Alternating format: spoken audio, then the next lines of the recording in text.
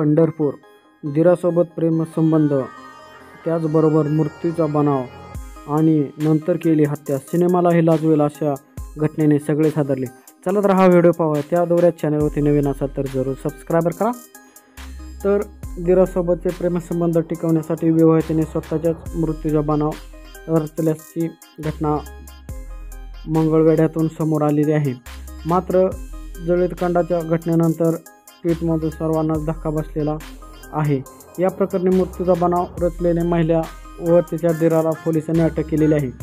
याबाबत सविस्तर माहिती अशी की मंगळवेढा तालुक्यातील पाटकळ या गावात नागेश सावंत आणि त्याची पत्नी किरण राहत होते.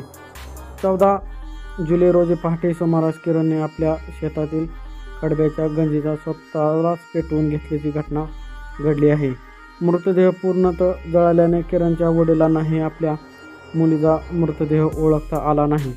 मात्र किरणच्या वडिलांनी आपल्या मुलीच्या मृत्यूबाबत संशय व्यक्त करत पोलिसांकडे सविस्तर चौकशी करण्याची मागणी केलेली आहे.